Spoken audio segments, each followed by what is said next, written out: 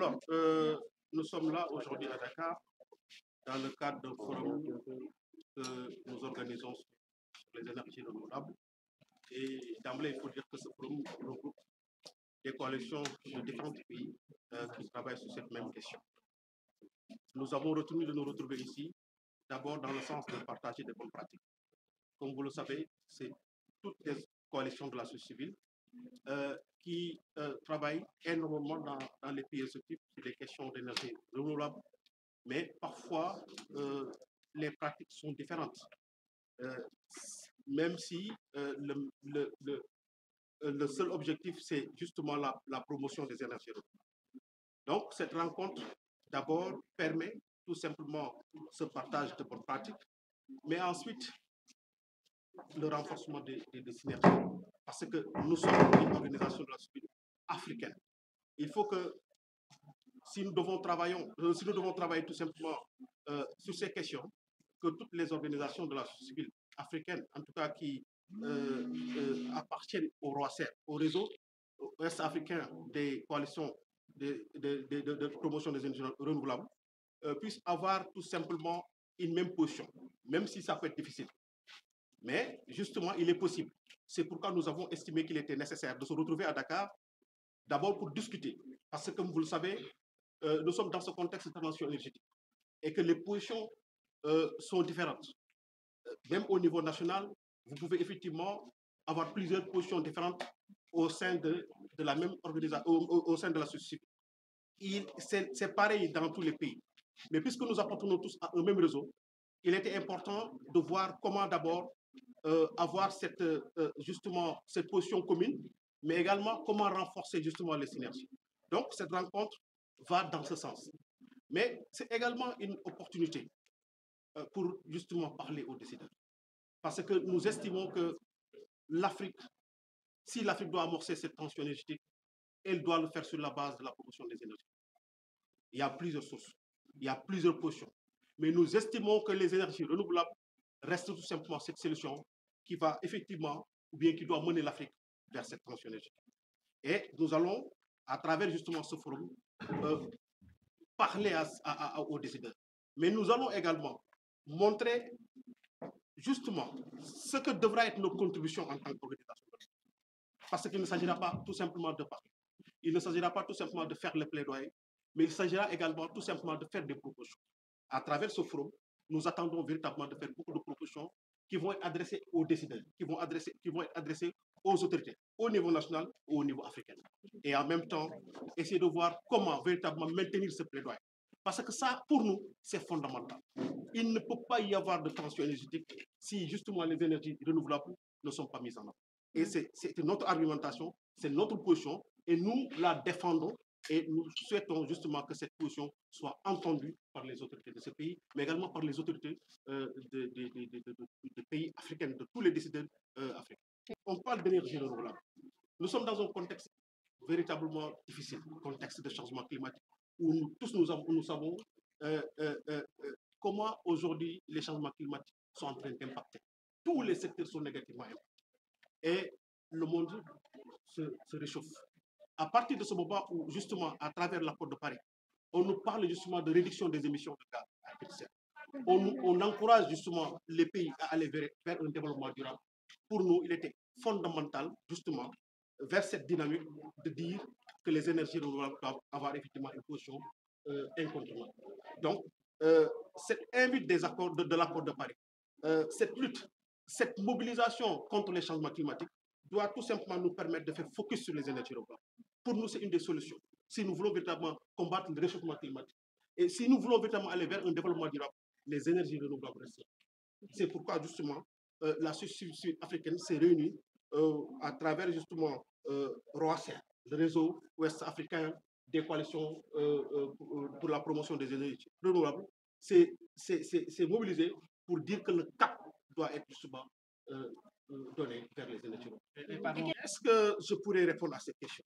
Parce que tout ce que je veux dire quand on parle d'énergie renouvelable, comme son nom l'indique, c'est des énergies qui sont renouvelables. Prenez par exemple, l'Afrique a toutes les potentialités. Il y a le soleil, nous avons l'eau, nous avons vraiment le vent. Tout ça, c'est des sources d'énergie qui sont là, qui sont à notre portée, qui est à la portée de l'Afrique. c'est des potentialités justement que l'Afrique effectivement dispose et que l'Afrique pourrait effectivement servir pour véritablement amorcer justement sa transition énergétique. Donc, comprenez énergie renouvelable à travers justement ces aspects. Maintenant, c'est vrai, à côté, vous avez ce qu'on appelle les énergies fossiles, je n'y reviens pas. C'est soit le pétrole, le gaz. Bon, nous sommes au Sénégal avec justement, bien sûr, la découverte du pétrole et du gaz. Vous comprenez le débat, vous connaissez mieux que moi en tant que journaliste le débat qui se pose. Mais dans tout ça, nous sommes pour les énergies renouvelables. Et nous insistons, toute transition énergétique qui doit se faire doit se reposer, effectivement, se reposer uniquement sur les énergies. Nous estimons qu'on peut aller plus de 40%. Si vraiment il y a une réelle volonté politique. S'il y a une réelle volonté politique, justement, il est même possible de dépasser ce taux de 40%. Et alors, donc, pour nous, c'est bien possible.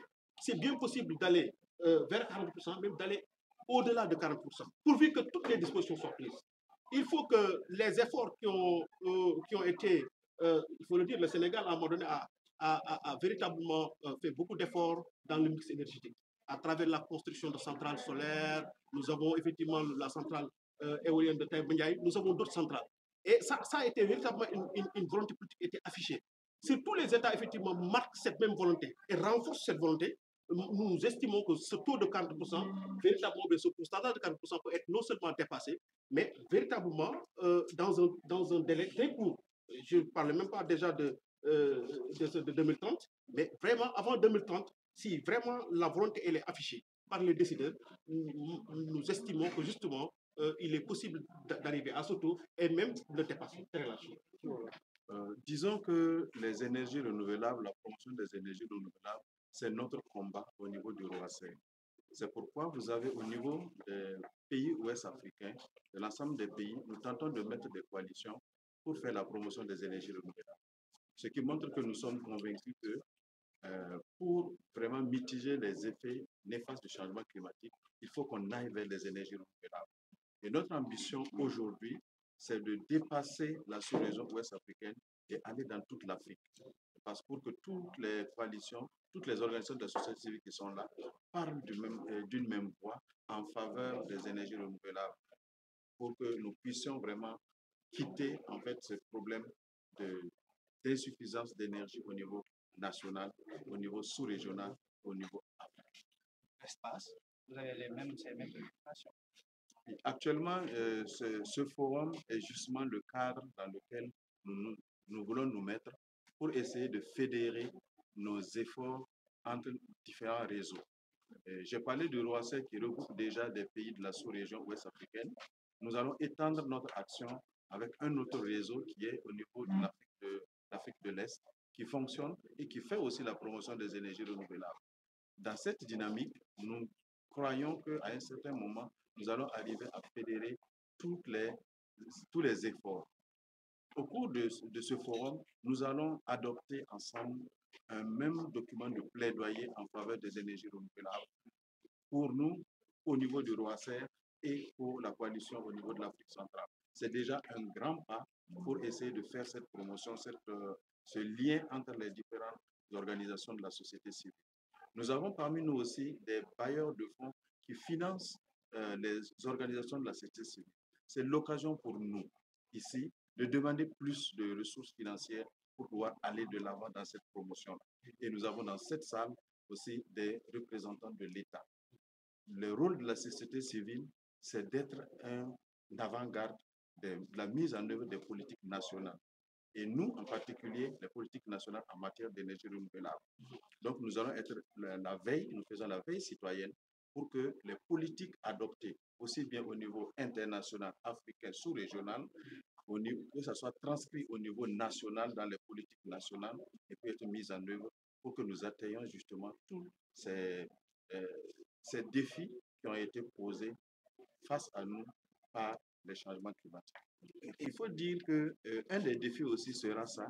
Beaucoup d'organisations de la société civile, individuellement, travaillent dans le domaine de la promotion des énergies renouvelables, dans la lutte contre les changements climatiques, dans la lutte pour l'adaptation, la lutte pour la diminution des émissions de gaz à effet de serre, mais de manière individuelle. Et comme on le dit souvent, quand vous êtes seul, vous pouvez aller vite, mais vous n'irez pas loin. Donc, nous avons choisi de nous mettre ensemble pour aller doucement, et aller durablement loin pour pouvoir justement affronter ces effets néfastes du changement climatique.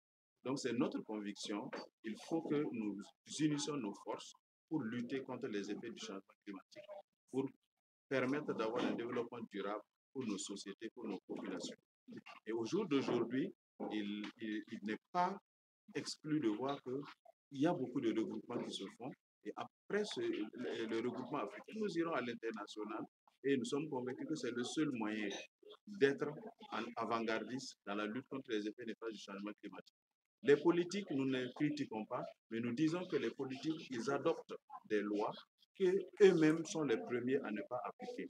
Nous, notre rôle, c'est toujours attirer leur attention, dire, ah, vous avez signé cet accord-là, vous devez le mettre en œuvre parce que tout le monde a décidé que c'est pour le bien de l'humanité.